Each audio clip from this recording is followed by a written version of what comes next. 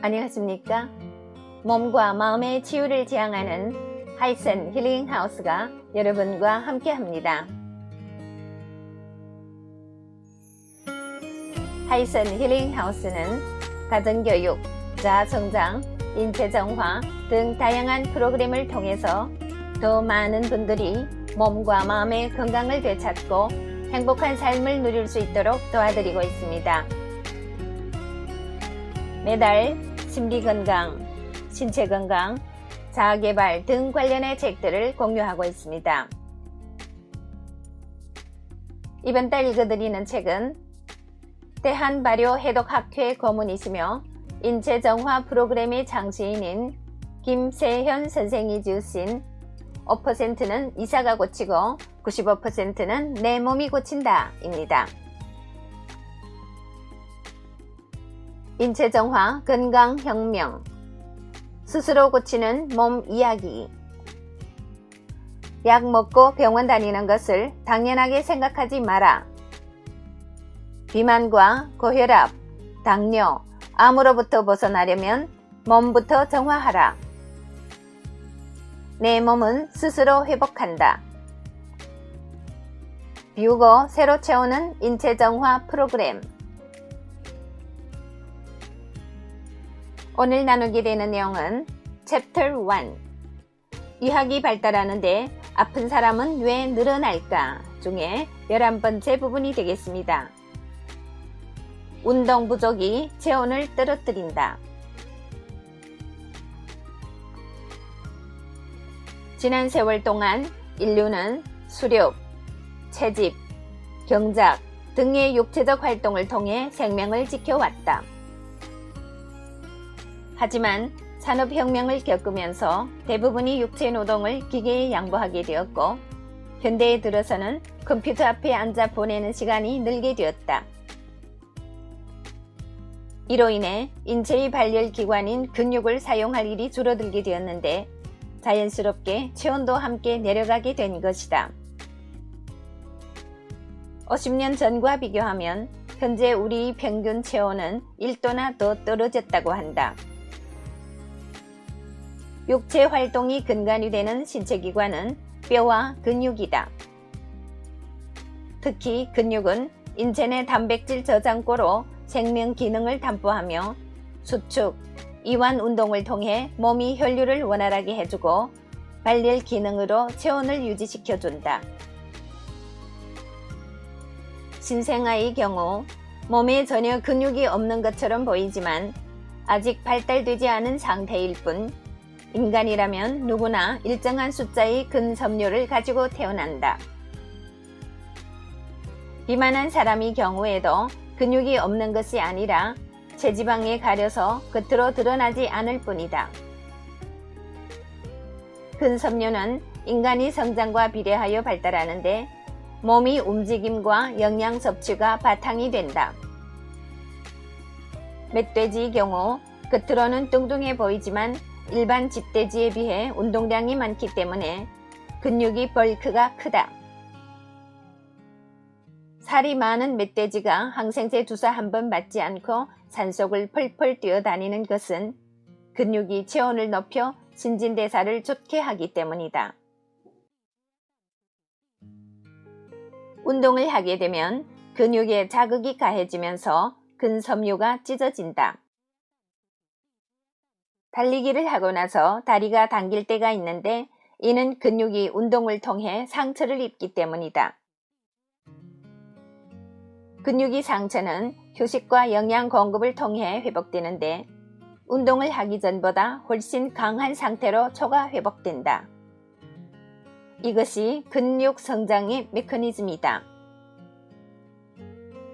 근육이 성장하면 상대적으로 근육에 의한 체면적이 넓어져 지방층이 얇아 보이는 가시적인 효과가 나타나며 체온이 올라가고 기초 대사량이 높아져 몸 전체의 신진대사율이 좋아지게 된다. 근육을 몸속의 보일러라고 부르는 것도 이러한 이유 때문이다.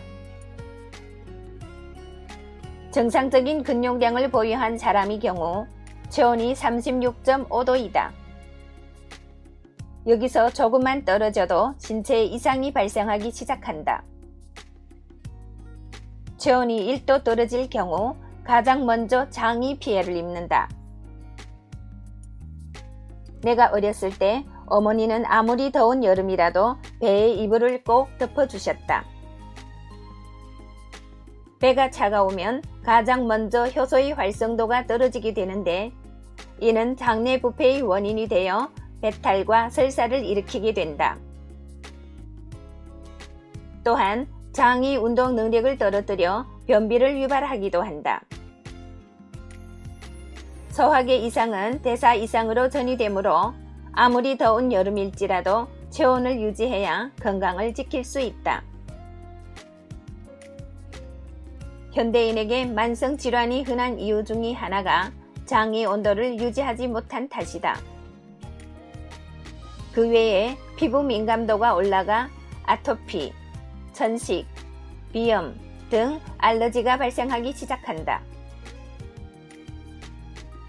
여기서 조금 더 떨어져 체온이 35도가 되면 기초 대사량이 12% 감소하고 혈류의 흐름이 나빠져 암세포가 활성화되며 면역력이 저하되어 온갖 질병이 활개를 치게 된다.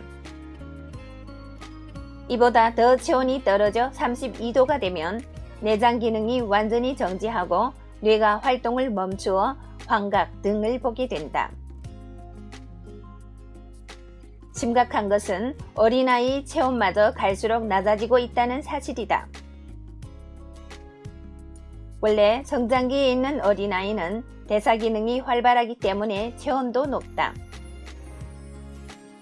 우리 어릴 때는 조금만 뛰놀아도 땀이 많이 나서 수시로 겉옷을 팽개치곤 했는데 요즘에는 땀 흘리는 아이를 찾아보기 어렵다.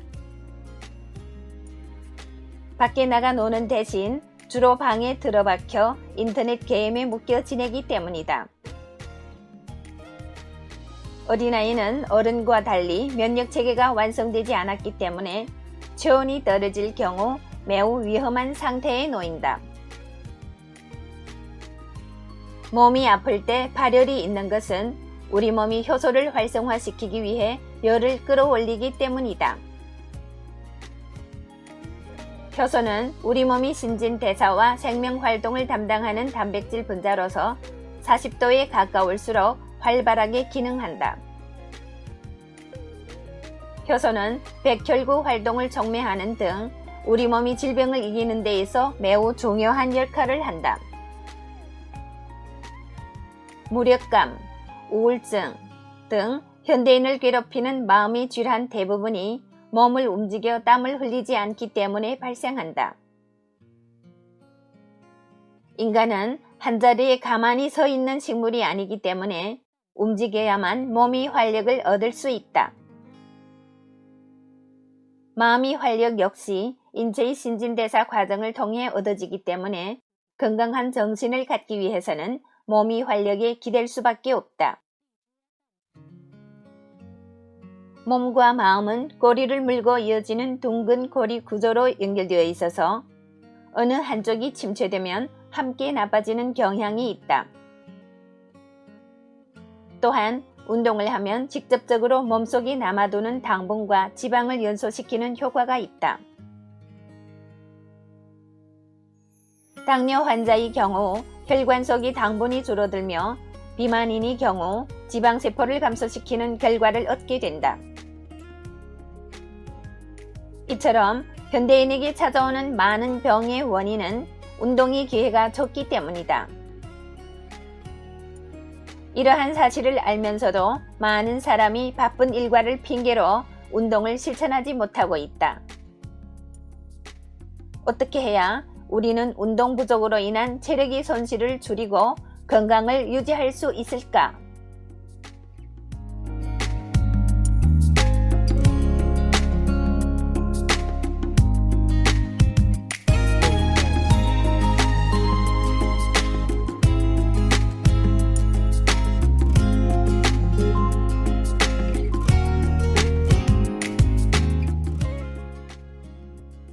네, 전에 나눈 스트레스에 이어서 오늘은 현대인을 괴롭히는 질병의 원인 중 운동 부족을 들었습니다.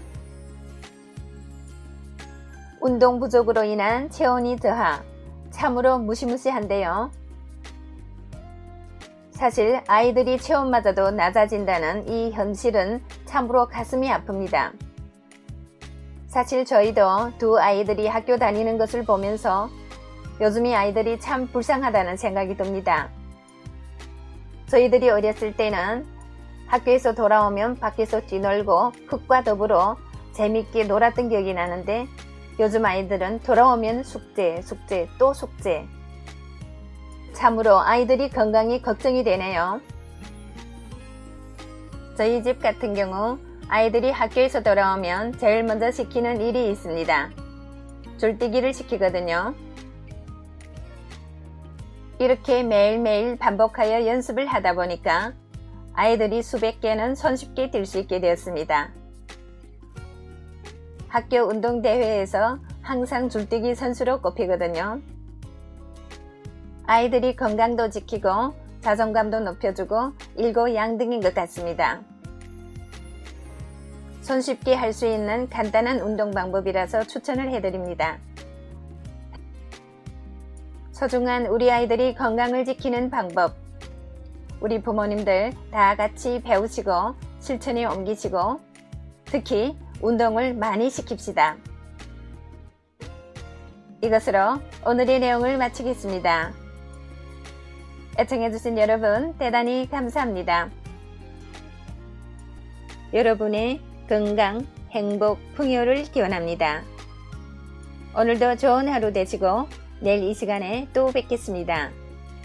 상해에서 이춘아가 여러분과 함께 했습니다.